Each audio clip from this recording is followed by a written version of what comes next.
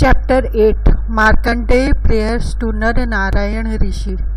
This chapter describes how Mārkaṇḍeya Ṛṣi performs austerities, defeated by his potency Cupid and all his associates, and offered prayers to Lord Śrī Hari in his forms of Nara and Nārāyaṇa. Śrī Śaunaka was confused about the extraordinarily long life span of Śrī Mārkaṇḍeya, who had taken birth in Śraunaka's own dynasty, yet who had moved about alone in the ocean of devastations millions of years previously and seen a wonderful young child lying upon a banyan leaf. It seemed to Śraunaka that Mārkaṇḍeya had lived through 2 days of Brahmā, and he asked Śrī Sūta Gosvāmī to explain this. Sūta Gosvāmī replied that the sage Mārkaṇḍeya, after receiving the purificatory ritual of Brahmanical initiation from his father, had fixed himself in the vow of lifelong celibacy. He then worshipped the Supreme Lord Hari for 6 lifetimes of Manu.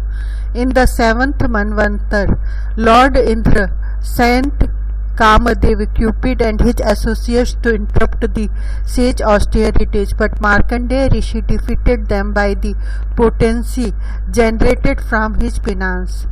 Then to show mercy to Mārkaṇḍeya, Lord Śrī Hari appeared before him in the form of Nara-Nārāyaṇa. Śrī Mārkaṇḍeya prostrated himself in obeisance and then worshipped the lords by offering them comfortable seats, water by washing their feet, and other respectful presentations.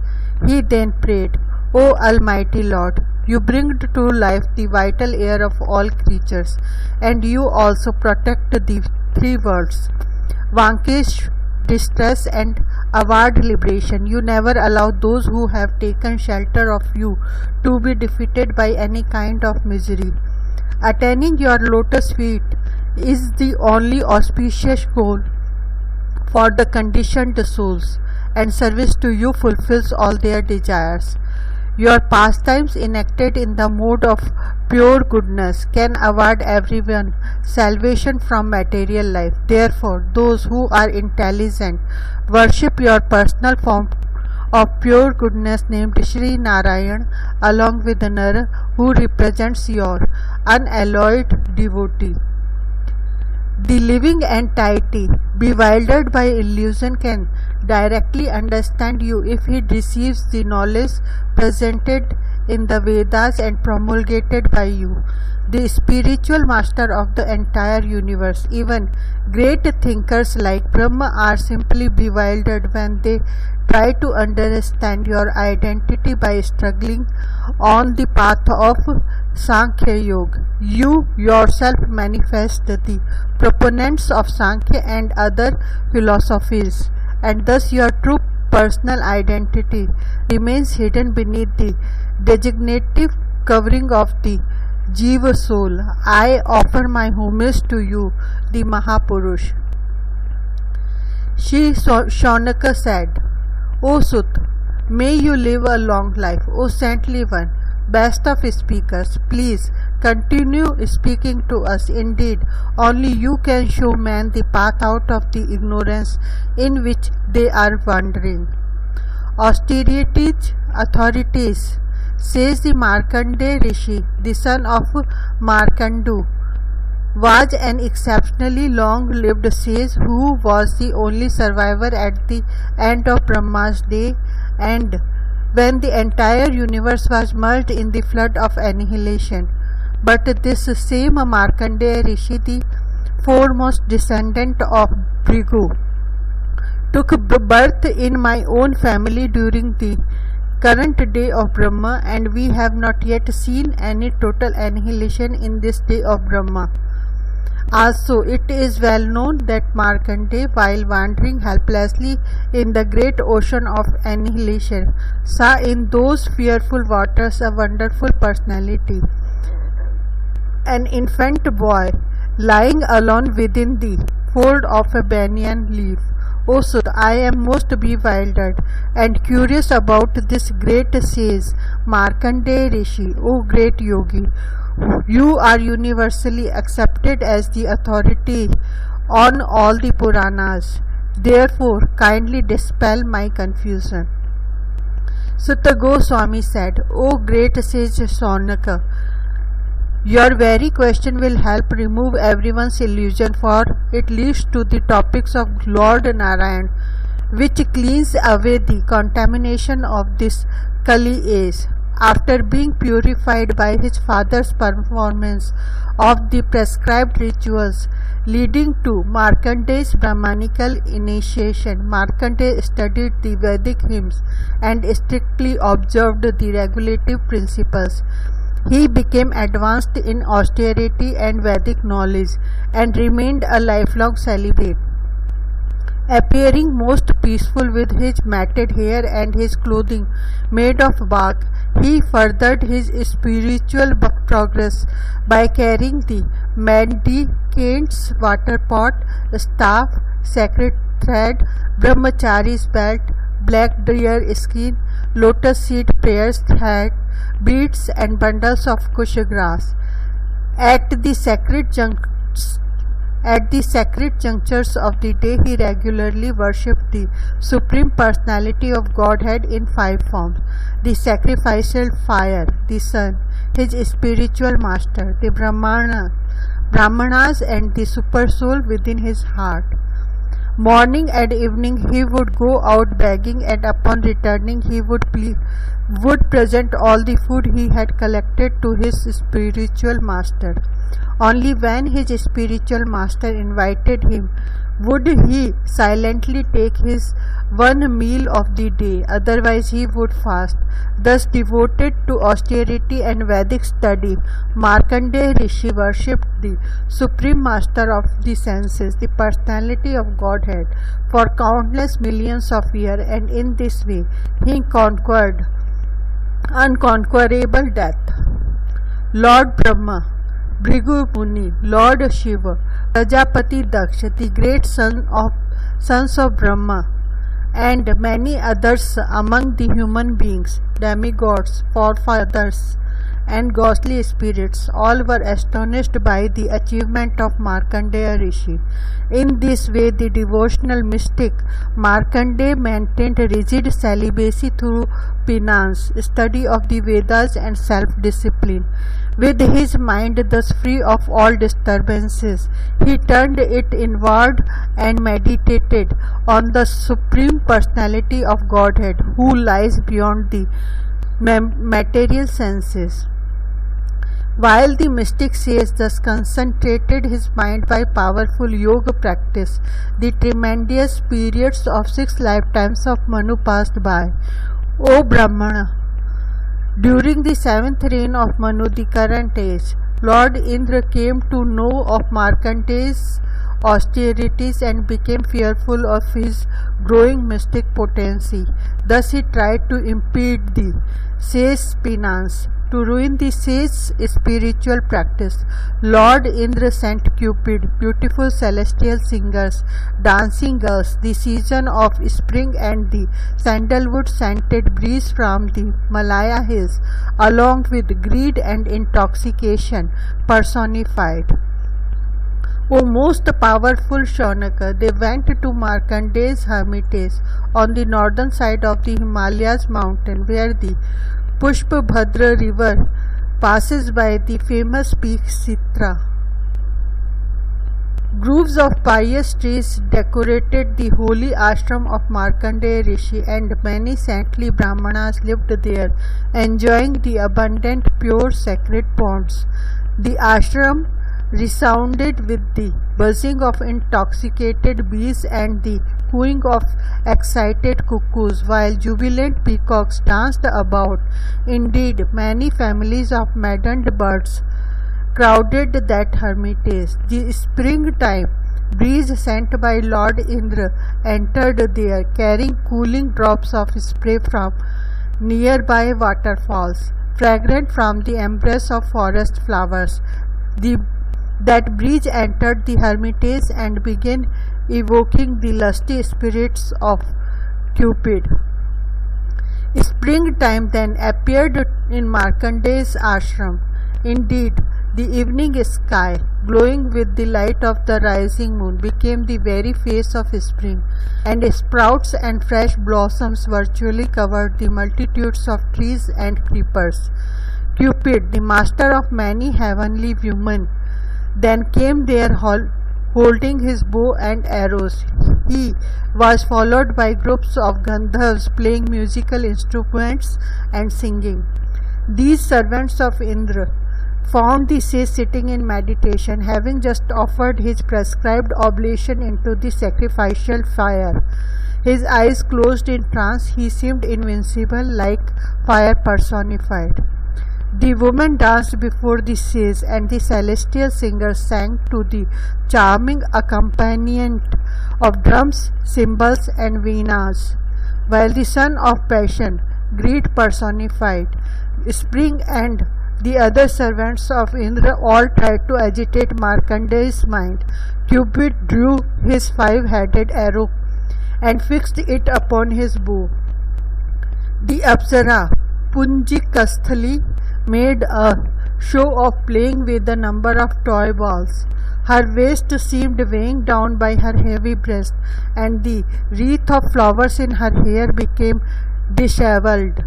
As she ran about after the balls, glancing here and there, the belt of her thin garment loosened, and suddenly the wind blew her clothes away. Cupid, thinking he had conquered the sage, then shot his arrow, but all these attempts to seduce Mārkaṇḍeya proved futile, just like the useless endeavors of an atheist. O Lord Śrī, while Cupid and his followers tried to harm the sage, they felt themselves being burned alive by his potency. Thus they stopped their mischief, just like children who have aroused a sleeping snake. O Brahmana, the followers of Lord Indra had impudently attacked the saintly Mārkaṇḍeya, yet he did not succumb to any influence of false ego. For great souls, such tolerance is not at all surprising. The mighty king Indra was most astonished when he heard of the mystic prowess of the exalted sage Mārkaṇḍeya, and saw how Cupid and his associate had become powerless in his presence. Desiring to bestow his mercy upon the saintly Mārkaṇḍeya, who had perfectly fixed his mind in self-realization through penance, Vedic study, and observance of regulative principles, the Supreme Personality of Godhead personally appeared before the sage in the forms of Nara and Nārāyaṇa. One of them was of whitish complexion, the other blackish, and they both had 4 arms. Their eyes resembled the petals of blooming lotuses, and they wore garments of black deer skin and bark, along with the 3-stranded sacred thread. In their hands, which were most purifying, they carried the mendicant's water pot, straight bamboo staff, and lotus seed prayer beads, as well as the all-purifying Vedas in the symbolic form of bundles of darbha grass. Their bearing was tall, and their yellow effulgence the color of radiant lightning. Appearing as austerity personified, they were being worshipped by the foremost demigods. These 2 sages, Nara and Nārāyaṇa, were the direct personal forms of the Supreme Lord. When Mārkaṇḍeya Ṛṣi saw them, he immediately stood up and then, with great respect, offered them obeisance by falling down flat on the ground like a stick. The ecstasy of seeing them completely satisfied Mārkaṇḍeya's body, mind, and senses, and caused the hairs on his body to stand on end, and his eyes to fill with tears. Overwhelmed, Mārkaṇḍeya found it difficult to look at them. Standing with his hands folded in supplication and his head bowed in humility. Mārkaṇḍeya felt such eagerness that he imagined he was embracing the two lords. In a voice choked with ecstasy, he repeatedly said, "I offer you my humble obeisances." He gave them sitting places and washed their feet, and then he worshipped them with presentation of arghya, sandalwood, pearl, fragrant oils, incense, and flower garlands. Mārkaṇḍeya Ṛṣi once again bowed down at the lotus feet of these two most worshipable sages who were sitting at ease, ready to bestow all mercy upon him. He then addressed them as follows. Śrī Mārkaṇḍeya said, "O Almighty Lord, how can I possibly describe you? You awaken the vital airs, which then impels the mind, senses and powers of speech to act. This is true for all ordinary conditioned souls and even for great demigods like Brahmā and Shiva. So it is certainly true for me. Nevertheless, you became the intimate friend of those who worship you. O Supreme Personality of Godhead, these two personal forms of yours have appeared to bestow the ultimate benefit for the three worlds, the cessation of material misery and the conquest of death. My Lord, although you create this universe and then assume many transcendental forms to protect it, you also swallow it up just like a spider who spins and later withdraws its web. Because you are the protector and the supreme controller of all moving and non-moving beings, anyone who takes shelter of your lotus feet can never be touched by the contamination of material work, material qualities or time. Great sages who have assimilated the essential meaning of the Vedas offer their prayers to you.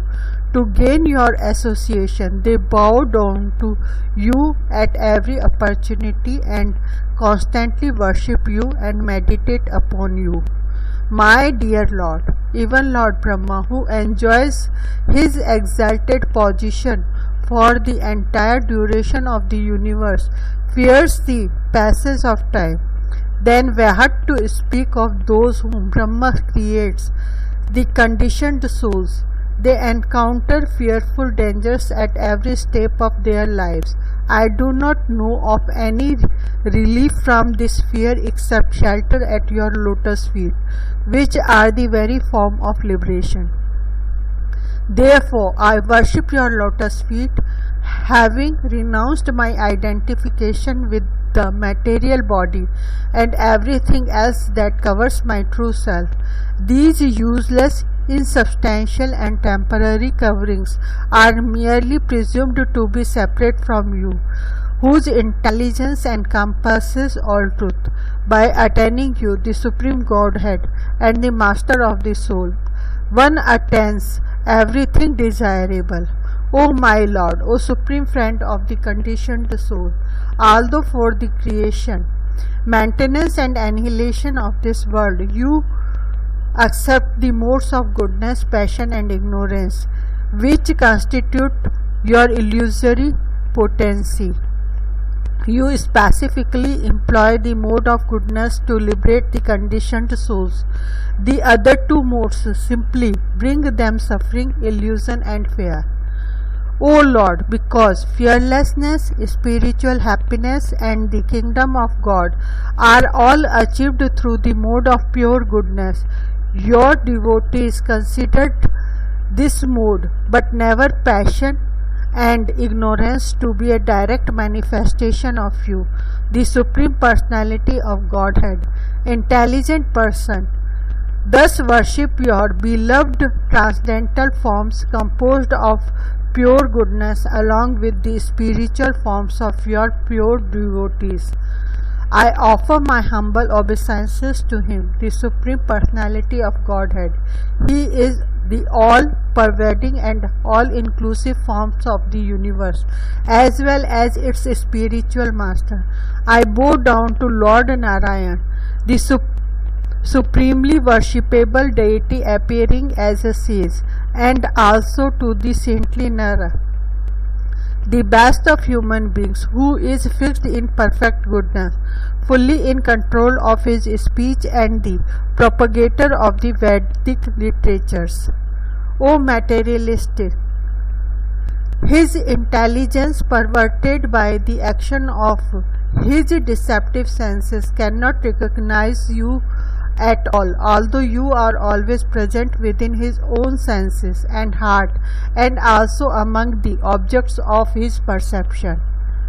Yet even though one's understanding has been covered by your illusory potency, if one obtain Vedic knowledge from you, the supreme spiritual master of all, he can directly understand you. My dear Lord, the Vedic literatures alone reveal confidential knowledge of your supreme personality, and thus even such great scholars as Lord Brahmā himself are bewildered in their attempt to understand you through empirical methods. Each philosopher understands you according to his particular speculative conclusions. I worship that supreme person, knowledge of whom is hidden by the bodily designations covering the conditioned soul's spiritual identity.